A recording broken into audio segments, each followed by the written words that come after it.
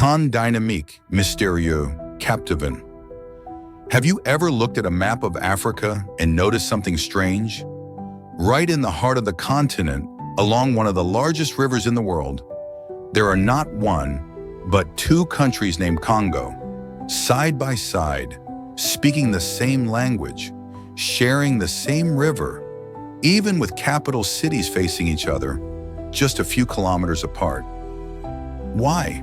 Why are there two Congos? And what happened to divide what was once a united people? Welcome to the History of the World, the channel where we uncover the lost, hidden, and untold stories that shaped our modern world. Today we're going deep into Central Africa to understand the history behind the Democratic Republic of the Congo and the Republic of the Congo. This is not just a story about geography.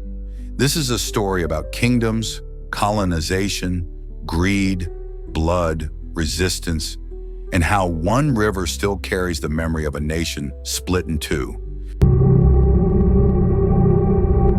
Long before European explorers arrived, the lands flanking the Congo River were united under one of Central Africa's greatest pre-colonial states, the Kingdom of Kongo, founded around AD 1390. Political sophistication, ruled by a Mani Kongo king who presided over a network of provinces, each led by a noble governor. Capital at Mbanza, Congo, later renamed São Salvador by the Portuguese, boasting stone palaces, lush gardens, and bustling markets. Economy and trade, thriving exports, ivory, copper, raffia cloth, and enslaved captives traded along routes reaching West Africa and the Indian Ocean. Indigenous currency, written records show copper crosses called Nzimbu shells used like coins. Religion and society, a complex belief system blending ancestor worship, river spirits, and fire cults.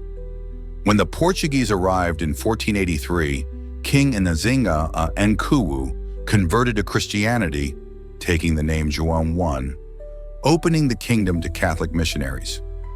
Yet Congo's elites blended Christian symbols with indigenous rituals, creating a syncretic faith that endured centuries. Why it mattered? The Kingdom of Kongo stood as proof that sub-Saharan Africa was neither primitive nor uncivilized, but home to organized states with diplomacy, sophisticated arts, and literacy, long before the carving of colonial borders.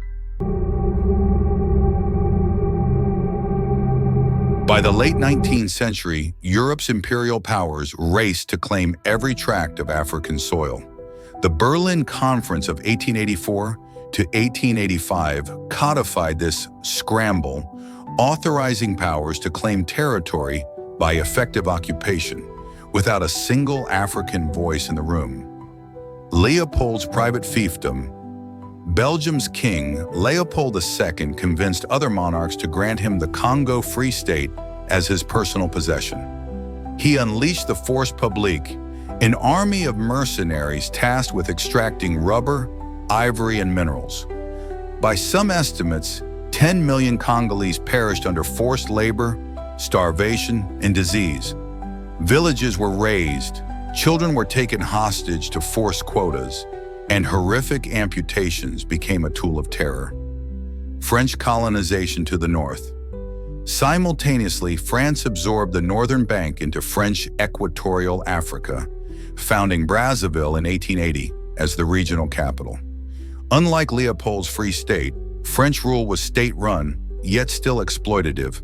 Forced labor on cotton and timber plantations, and heavy taxation in that uprooted communities. Concession companies and international outcry. Leopold sold concessions to private companies, intensifying abuses.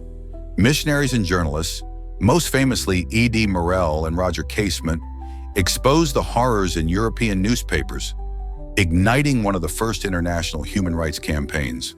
Under pressure, Belgium annexed the Congo in 1908, renaming it the Belgian Congo, but exploitation simply shifted from personal to corporate as mining giants moved in.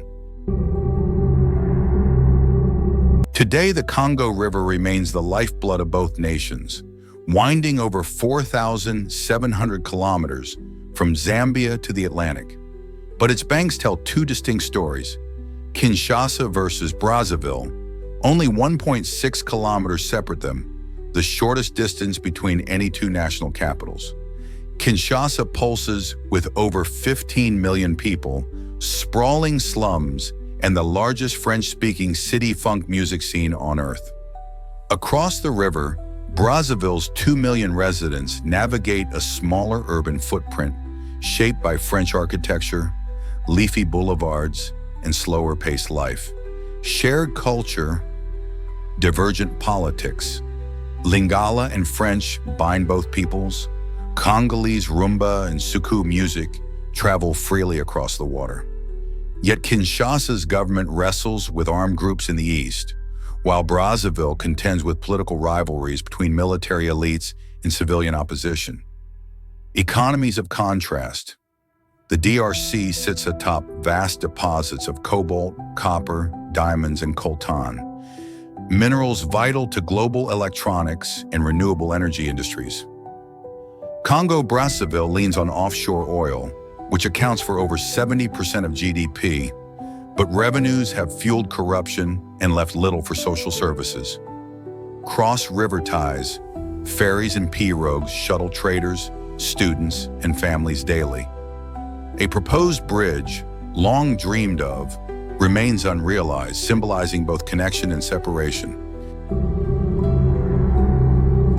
So there you have it. Two Congos, born of one kingdom, split by imperial ambition, forged in struggle, yet forever linked by the river that runs through their hearts.